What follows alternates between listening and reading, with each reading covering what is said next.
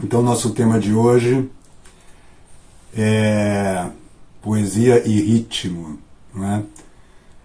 Eu venho insistindo nisto, que não é necessário que haja, quando você diz um poema, que você acentue, ou melhor, que você carregue nas emoções, não é?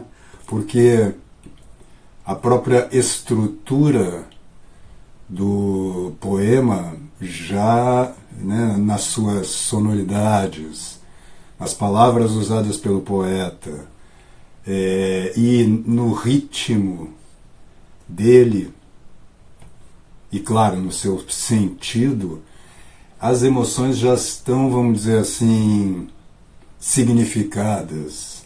O poema ele já está carregado não propriamente de emoções, mas de elementos formais que, captados por nós, né, ressoam na nossa alma e geram emoções. Quer dizer, quem tem que se emocionar, eu digo isso muito para os alunos de teatro, quem tem que se emocionar é o público, e não você, ator. Não é? Pelo contrário, se você como ator se emociona, é muito fácil você perder a mão, não é? Porque ao invés de estar formulando, né, realizando uma estrutura formal significativa, uma obra de arte, você começa a sentir as emoções, né, que resultam da percepção dessa obra. Não que você não possa se emocionar, você pode, mas tem que estar sempre muito atento para que essas emoções não interfiram na forma da obra. Não é? O que em geral um ator sente, assim como um músico, um cantor, é o prazer da ação precisa, bem feita, realizada com precisão e com uma definição clara, né? Ou seja, você realizou aquela forma como ela estava prevista, ensaiada, otimamente, e isto resulta na emoção na plateia, né? E isto vale também para a poesia. A diferença primeira é que quando você diz um poema,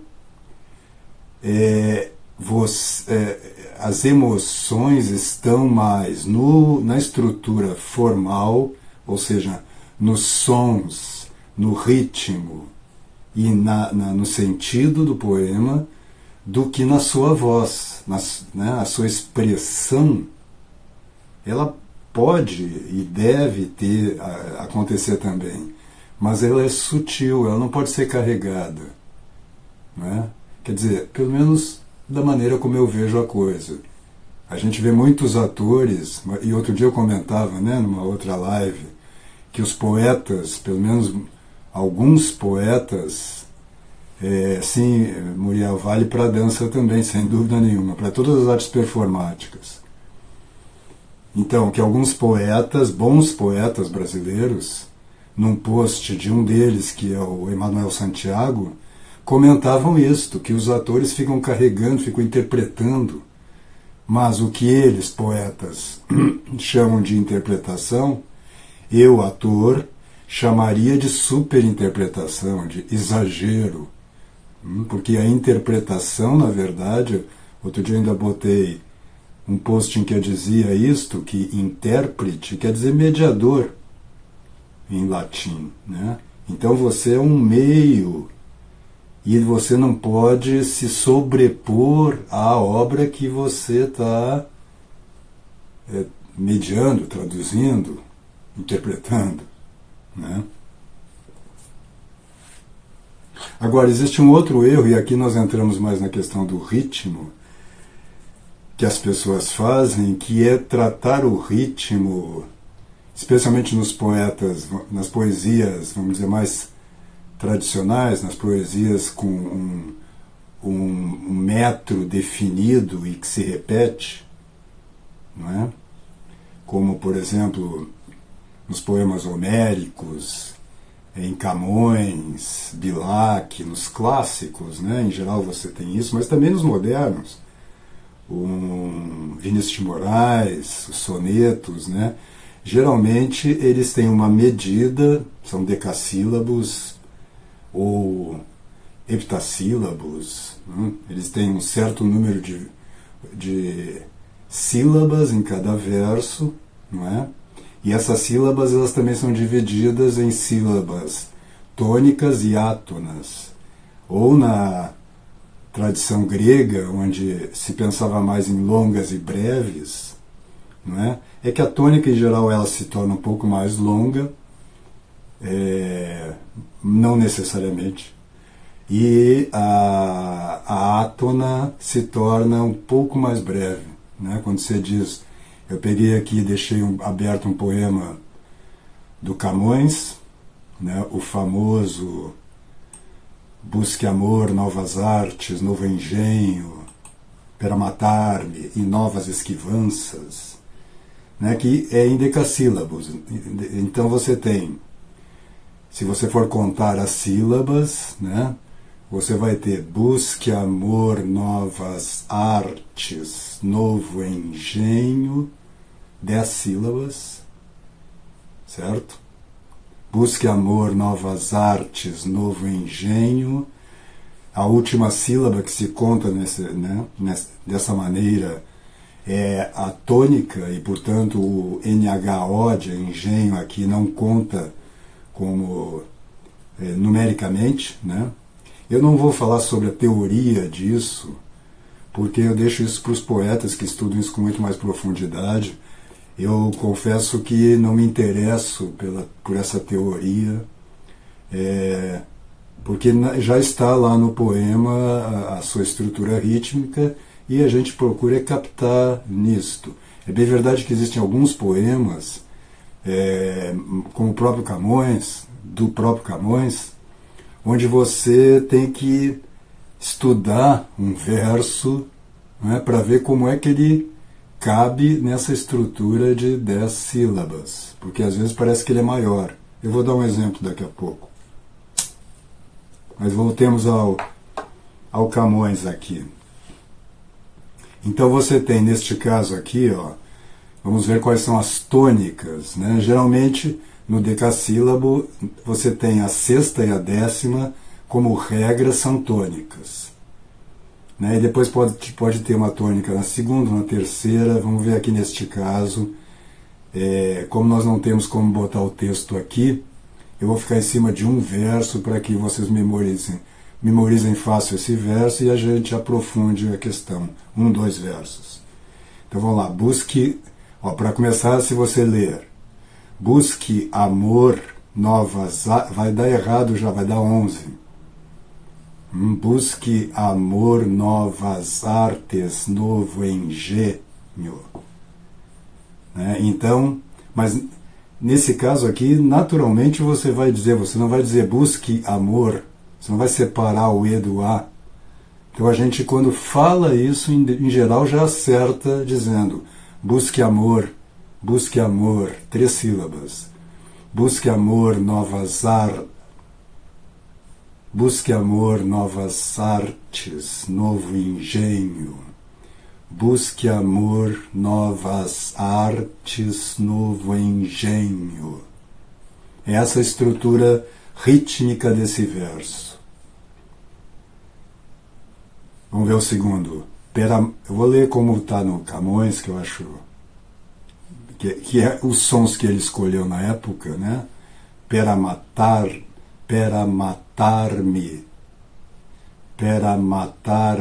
e nó, aqui não daria certo, ó, pera matar-me, nó, aí sim, então, matar-me e o E, que junta com e novas esquivanças, ele vai ser uma sílaba só. para matar-me novas esperanças. Busque amor, novas artes, novo engenho, para matar-me e novas esquivanças.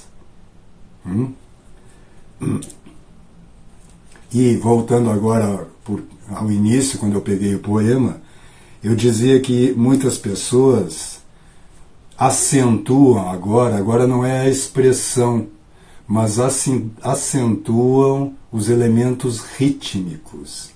E, pior, tratam-nos de uma forma, vamos dizer assim, tratam-nos com a medida igual, como ela é, vamos dizer, abstratamente. Abstratamente você tem pá, pá, pá, pá, pá, né? Pá, pá, pá, pá, pá, pá, pá, pá, pá. Se você pegar essas estruturas que são feitas com duas sílabas, né?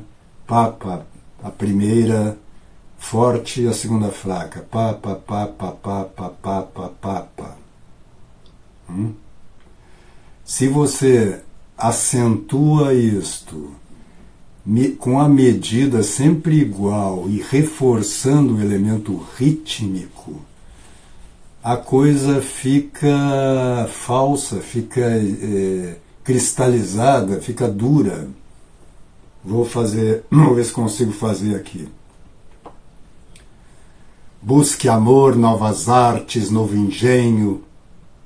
Busque amor, novas artes, novo engenho, para matar-me novas esquivanças. Se reforça agora não a expressão que seria algo como busque amor, novas artes, novo engenho, para matar-me e novas esquivanças. Claro que eu estou fazendo muito ruim. Um bom ator faz melhor que isso. Mas em vez de acentuar as emoções, você acentua a rítmica, as átonas particularmente, né? Que não pode tirar-me as esperanças, que mal me tirará o que eu não tenho. O que te chega é a divisão rítmica, é o elemento rítmico, e você perde o sentido do poema, né? Eu li os outros dois versos, que não pode tirar-me as esperanças, que mal me tirará o que eu não tenho. Que mal me tirará o que eu não tenho. Né? Agora,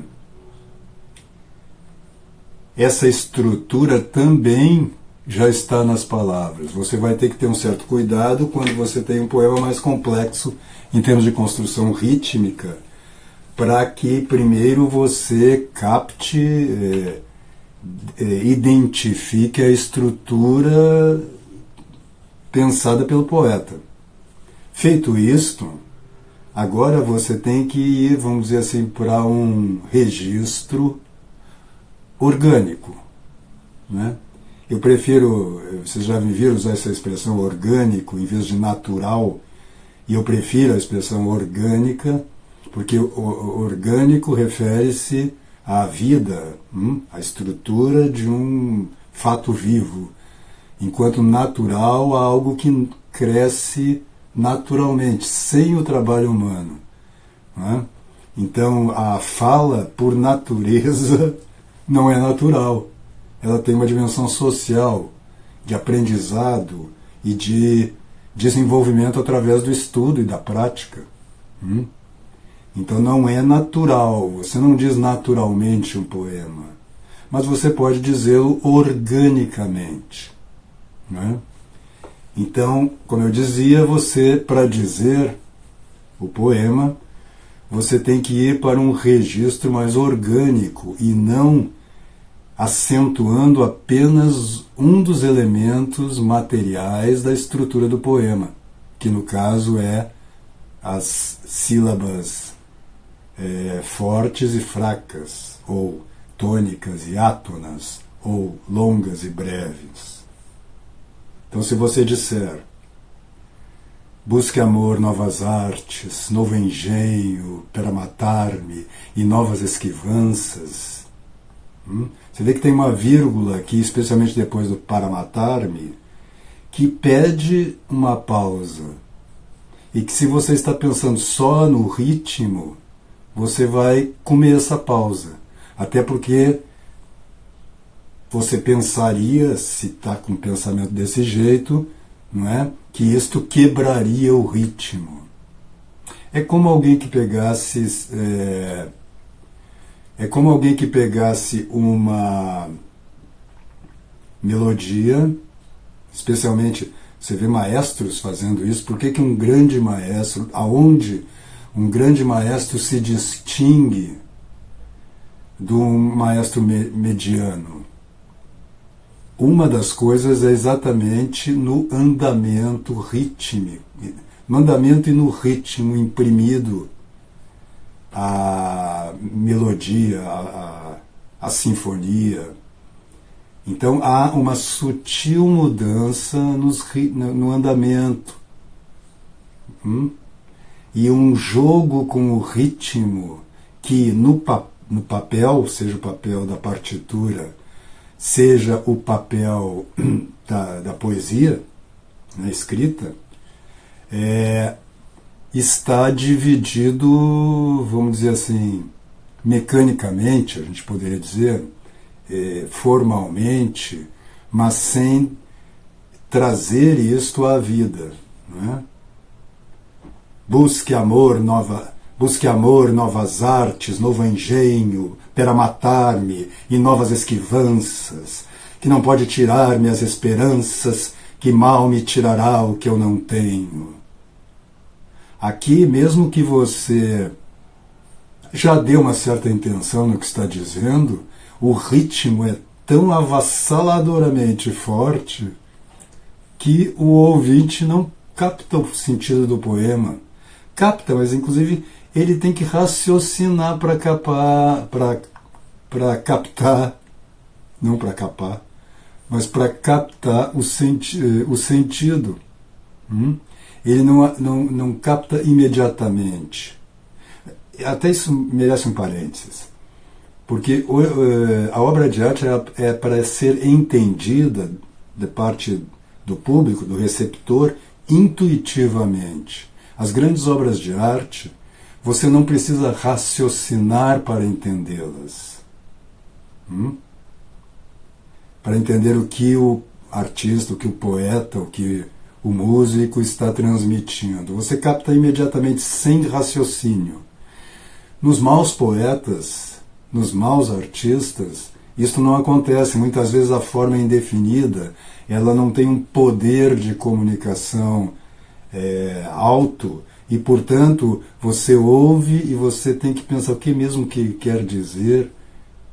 Você tem que raciocinar sobre o dito para entendê-lo. É sutil, mas essa é uma diferença radical. E hoje em dia, então, que as pessoas complicam muito seus pensamentos e, ao mesmo tempo, tratam as formas das artes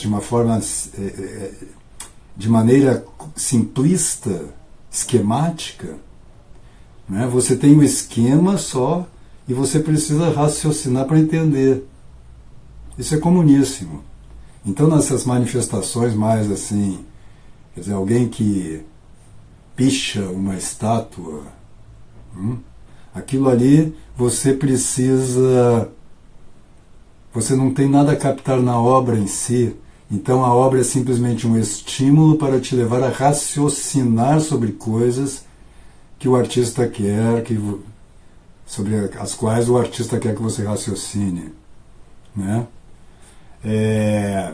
Então, voltando lá ao Camões, se você disser busque amor, novas artes, novo engenho para matar-me e novas esquivanças. Que novas esquivanças eu deixei no ar, né? Eu pus umas reticências onde não tem. Então eu errei aqui. Né? Como se eu fosse dizer ainda outras coisas, né? As quais o amor está buscando. Busque amor, novas artes, novo engenho para matar-me, e novas esquivanças, e mais isto, e mais aquilo. Mas no caso não, esses esquivanças termina a relação de coisas que o amor busca para dizer que não pode tirar-me que este amor não me pode tirar as esperanças. Até porque eu quase nem tenho esperanças, vai me tirar o quê? É isso que o Camões está dizendo, não é isso? Então vamos lá. Busque amor, novas artes, novo engenho para matar-me, e novas esquivanças, que não pode tirar-me as esperanças, que não pode tirar-me as esperanças, que mal me tirará o que eu não tenho. Aqui eu tomei a liberdade de modificar a estrutura rítmica do poema, porque o que não deve ser acentuado em princípio, ó, que mal me tirará o que eu não tenho. E eu disse, que mal me tirará o que eu não tenho. Eu coloquei uma tônica a mais. Mas isso é interpretação. Não é você você pode até modificar a forma sendo fiel ao poeta, porque um poema ele quer dizer muitas coisas, né? Como diz aquele poema do Mário Quintana, né? Não pergunte a um poeta, eu não me lembro do verso direito, mas não pergunte a um poeta o que quer dizer o seu verso, a sua poesia. O poema sempre fala de outra coisa. Então não há problema em que você reestruture, que você crie novos sentidos até.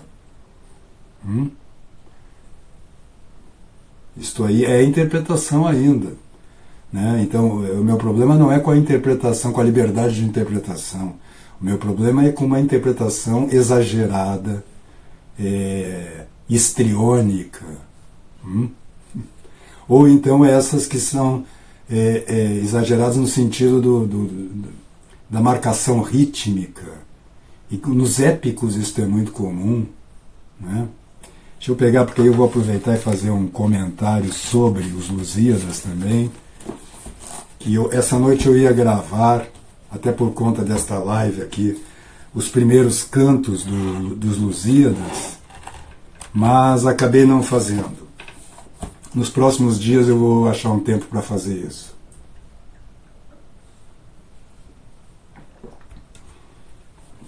Então é muito comum o cara atacar então um poema épico, isso com a Ilíada, a Odisseia, né, a Eneida, enfim, você vai encontrar com mais frequência, e com os Lusíadas também, portanto, né, o cara atacar as armas e os barões assinalados, também é um decassílabo, as armas e os barões assinalados, tá certo?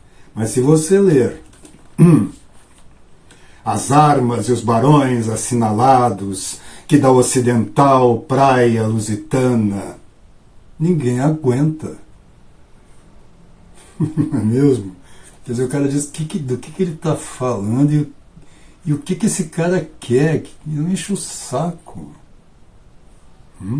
É difícil, porque se você for por um tom, mesmo dentro do Camões, que já é, né, vamos dizer assim, tem um formalismo de alto nível, né? Mas se você for ler como Busque amor, novas artes, novo engenho, vai ficar aquém um pouco do que o poema está pedindo mesmo. As armas e os barões assinalados que da ocidental praia lusitana. Você diz, legal, Ele está falando sobre as armas e os barões, né, os grandes nobres que fizeram as navegações, mas cotidianizou, vamos dizer assim, o poema, e ele deixou de ser épico, né? Então, ele exige uma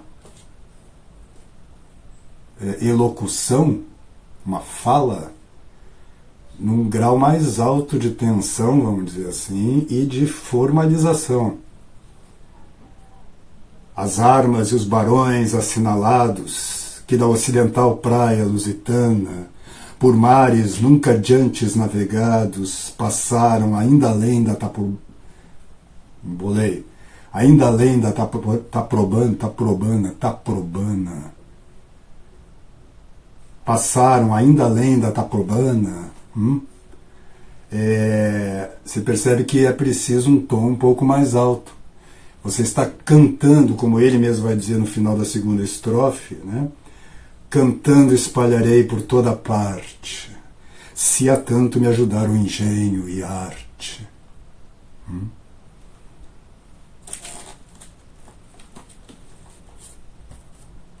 Muito bem. Então, acho que com isso estou aberto ainda para algumas perguntas. Nós temos ainda uns 10 minutos para conversar. Mas antes de responder possíveis perguntas, eu vou falar de um verso aqui dessa segunda estrofe.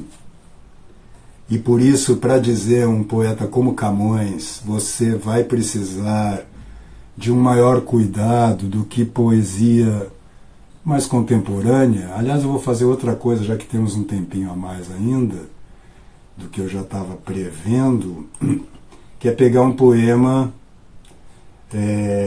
já moderno, que tenha, vamos dizer, um mesmo grau não, a mesma estrutura, é que eu estou procurando aqui enquanto penso e aí fica mais difícil. A mesma estrutura formal, ou seja, são poemas, e isto é um ponto importante de salientar. Trabalhe, se você quer falar poesia, trabalhe com formas consagradas, com formas estruturadas, um bom tempo, captando essas formas, procurando maneiras de transmiti-las, né, de dizê-las, para depois começar a falar verso livre. Porque ali não é que não tenha ritmo, mas o ritmo é mais complexo. Não é? O poeta está pensando de outra maneira sobre o poema, ele não tem aquela divisão homogênea, né, das quantidades. Né? O que é um perigo, porque, como eu disse ali, vendo do Camões, né, busca amor, novas artes, novo engenho, para matar-me, e novas esperanças.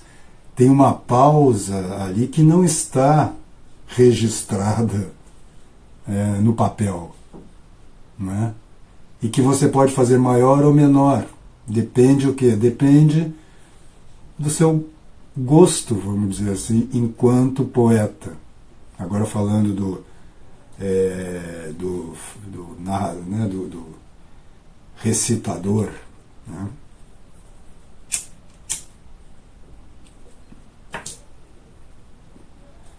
Augusto Meyer. Gota de luz no cálice de agosto.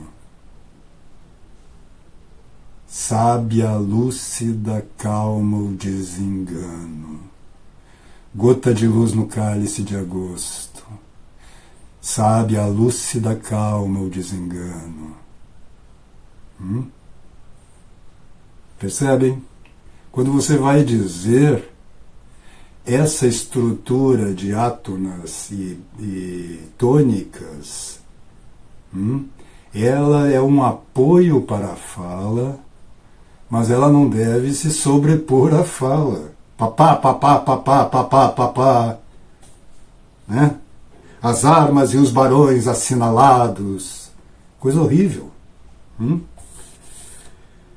Então eu ia chamar a atenção para um verso aqui, o quarto verso da segunda estrofe, né? Eu vou ler os 4 primeiros para você entender aonde ele chega aqui. E também as memórias gloriosas daqueles reis que foram dilatando a fé e o império, e as terras viciosas de África e de Ásia andaram devastando.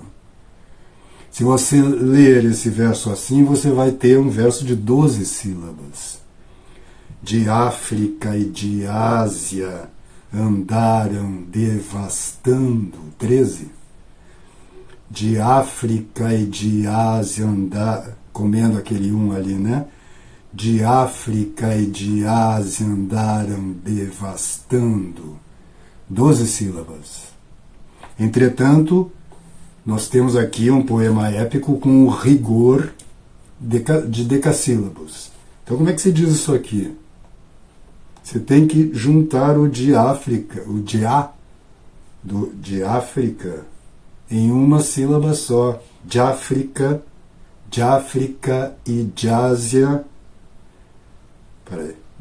O segundo não deu certo. De África e de Ásia andaram devastando. Está dando 11. Tem alguma coisa errada.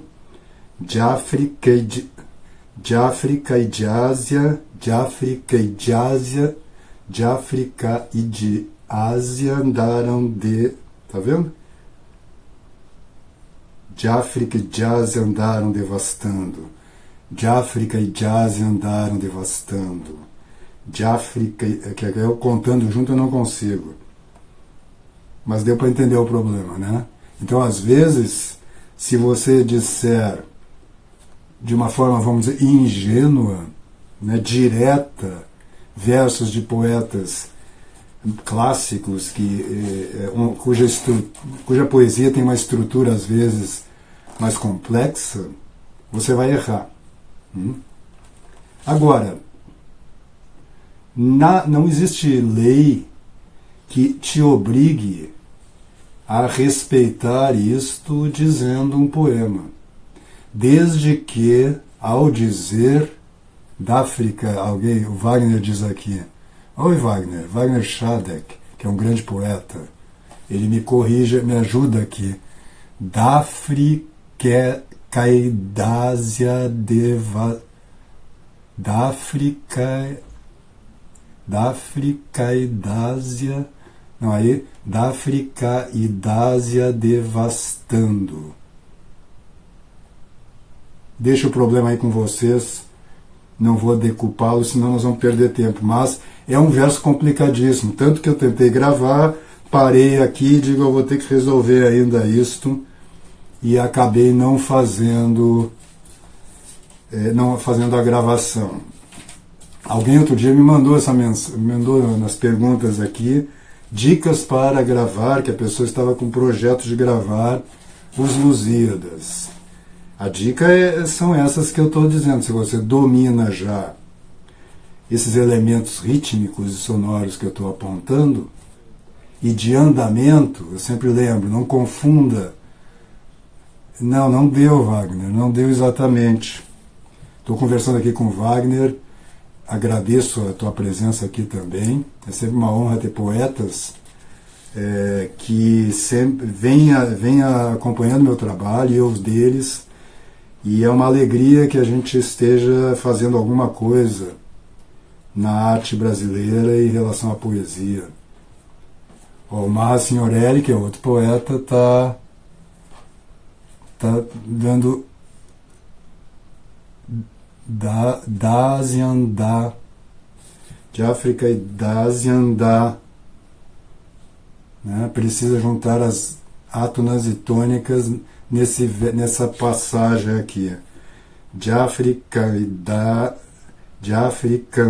Ásia andaram devastando. De África e da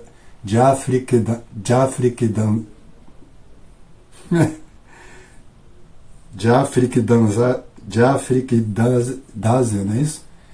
De África e da Ásia andaram devastando. Conseguimos. De África e da Ásia andaram devastando. De África e da Ásia andaram devastando. Então é isto. É complicado às vezes, especialmente com Camões, né, com Homero, enfim, a gente pegar a tradução do Carlos Alberto Nunes, do Homero, por exemplo, já que imagino que a maioria de vocês, e eu poderia dizer de nós, isso, Marra, agora acertei, né? Que a maioria de nós não leia grego diretamente, fale em grego, mas as traduções do Carlos Alberto Nunes, por exemplo, da Ilíada, da Odisseia, oferecem esse nível de dificuldade aí. São um ótimo exercício, né? Mas para quem já fez exercícios com poemas mais simples, os sonetos de Camões são ótimos, mas nós temos mesmo em brasileiros uma grande gama de versos de poetas que trabalham com formas fixas e que nos dão a você material para esse tipo de trabalho. Trabalhe nisso tecnicamente e depois também, quando vai dizer o poema, esqueça isso. Depois, no caso do Camões, tem que dar estudado para acertar essas divisões mais complicadas. Mas depois, quando vai dizer, isso já tem que estar incorporado em você. Né? Gota de luz no cálice de agosto. É isso que você tem que dizer. Me dá a imagem que o poeta colocou ali. Né? E pela tua intimidade com as questões sonoras e rítmicas e de andamento do poema, intuitivamente você encontra a maneira de dizer. Né? Voltemos ao Camões ali. Não, está no mesmo arquivo aqui. Desculpem. Voltemos ao Camões que eu pegava antes. Está um pouco mais embaixo. Eu estou usando aqui um arquivo em que eu coloquei lá no curso Arte, leitura em voz alta, exatamente com uma sequência, são 60 poemas com um grau progressivo de dificuldade para os alunos trabalharem. Né? Busque amor, novas artes, novo engenho para matar-me e novas esquivanças, que não pode tirar minhas esperanças, que mal me tirará o que eu não tenho. Olhai de que esperanças me mantenho, vede que perigosas seguranças, que não temo contrastes nem mudanças, andando em bravo mar, perdido o lenho. Mas enquanto não pode haver desgosto, onde esperança falta, lá me esconde amor um mal que mata e não se vê. Que dias há que na alma me tem posto um não sei que nasce não sei onde, vem não sei como e dói não sei porquê. Você percebe que o andamento muda ao longo do poema. Você não está na mesma velocidade. E você está jogando com as pausas que não estão escritas diretamente no texto, graficamente considerado. Estamos no nosso tempo, vou terminar por aqui, rapidamente assim, para não ser cortado pelo Instagram, nos meus 45 minutos de direito. Muito obrigado pela presença de todos. Não esqueçam que amanhã à meia-noite é o último dia para comprar os cursos lá no meu site, que depois nós vamos fechar por um tempo indeterminado. E agradeço muito a presença de todos. Vou voltar a fazer, coloquem temas para as lives, que eu vou fazer uma live por semana, tratando dos temas que vocês sugerirem, tá bom? Vejo que alguém me pede aqui que eu fale sobre a métrica na Divina Comédia, a terça rima. Eu vou procurar falar, vejam, não me tomem por um estudioso de poesia, assim, nesse nível aí, que isso aí eu posso fazer talvez uma live com algum de vocês, poetas que estão aqui, né? Vamos fazer isso? Então, muito obrigado pela presença de todos e até a próxima live. Fiquem com Deus.